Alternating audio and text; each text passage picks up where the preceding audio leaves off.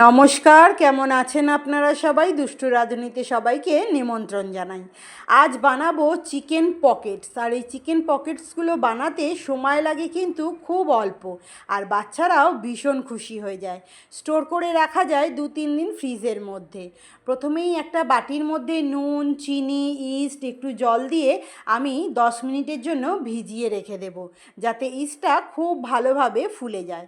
এরপর নিয়েছি 500 গ্রাম ময়দা, তার মধ্যে দিয়ে দিচ্ছি 50 গ্রাম সাদা তেল, আর দিচ্ছি যে ইস্ট আমরা ভিজিয়ে রেখেছিলাম 10 মিনিট আগে, সেই ইস্টের জলটা দিয়ে আমি একটা সফট ডো তৈরি করে নেব। ডোটা যেরকম আমরা রুটি, পরোটা বা লুচি খাই, ঠিক সেরকমভাবেই একটা সফট ডো তৈরি করে 10 মিনিটের জন্য ছেড়ে দিচ্ছি।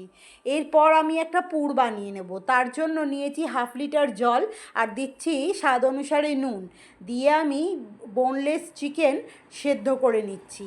এখানে বোনলেস চিকেন বা হাড়যুক্ত চিকেনও চলে, তবে হাড়যুক্ত চিকেন হলে খুব ভালো করে বেছে নিতে হবে, তাই বোনলেস চিকেন হলে কাজটা খুব সহজ হবে।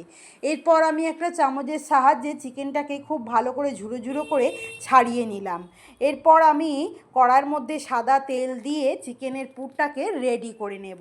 প্রথমেই নিয়েছি জিরে ফোড়নে, তারপরে দিচ্ছি পাতলা পাতলা করে কুচিয়ে রাখা ক্যাপসিকাম, দিচ্ছি আমি পেঁয়াজ কুচি।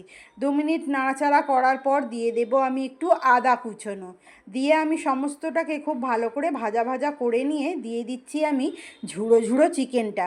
তার উপরে দেবো স্বাদ অনুসারে নুন, সামান্য একটু চিনি, দিচ্ছি আমি গরম মশলা গুঁড়ো, দিচ্ছি জিরে গুঁড়ো, ধনে গুঁড়ো, দিচ্ছি আমি গোলমরিচ গুঁড়ো, দিচ্ছি টমেটো সস, আর দিচ্ছি স্বাদ বাড়ানোর জন্য একটু সোয়া সস।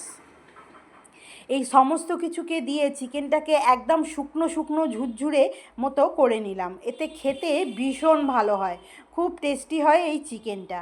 এরপর দিয়ে দেব আমি চাট মশলা। চাট মশলাটা দিয়ে সামান্য একটু নাড়াচাড়া করে পুরটাকে ঠান্ডা করার জন্য ছেড়ে দিলাম। এরপর চলে এসেছি আটাটাকে নিয়ে। আটাটা 10 মিনিট পর খুব ফুলে গেছিলো, এবং এটাকে আবারও হাতে করে খুব দলাই মশলাই করে ভালো করে লেচিটাকে তৈরি করে নিতে হবে। এটা থেকে আমি বেশ একটু বড় বড় করে বলস মতো তৈরি করে নিচ্ছি, যাতে একটা থেকে অনেকগুলো এই চিকেন পকেটস হতে পারে। এই একটা লেচি নিয়ে আমি ময়দা দিয়ে একদম পাতলা করে বেলে নেব। যতটা পারবো ততটাই পাতলা করে এটা বেলে নিতে হবে, না বেশি মোটা আর না একদম পাতলা ছিটছিড়ে, তবে মিডিয়াম মতো পাতলা করে বেলে নিতে হবে। এরপর আমি একটা ছুরির সাহায্যে এটাকে চৌকো করে কেটে নিচ্ছি।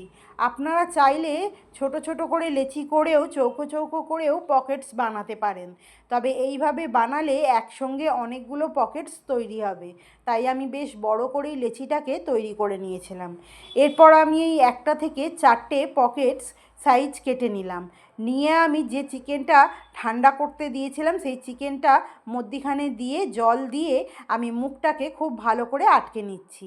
এখানে কিন্তু জল দিয়েই আটকাতে হবে, তা নইলে কিন্তু এটা খুলে যাওয়ার সম্ভাবনা থাকবে, তাই জল দিয়েই খুব ভালো করে আটকে নিয়েছি। এবার একটা সুন্দর ডিজাইন দেওয়ার জন্য কাঁটা চামচ দিয়ে ধারগুলোকে আবারও ভালো করে চেপে চেপে দিচ্ছি। সুন্দরভাবে ডিজাইন তৈরি হয়ে গেল। ঠিক এইভাবেই আমি সবগুলো তৈরি করে নিয়েছি।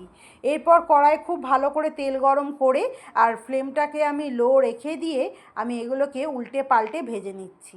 এই যে ফুলে ফুলে যাচ্ছে, আপনি আপ থেকেই উল্টে উল্টে যাচ্ছে, এগুলো খুব হালকা হয়। পকেটস চিকেন খেতে কিন্তু বেশ দারুণ হয়, একবার অন্তত বাড়িতে বানিয়ে দেখবেন, ভীষণ ভীষণ ভালো হয়।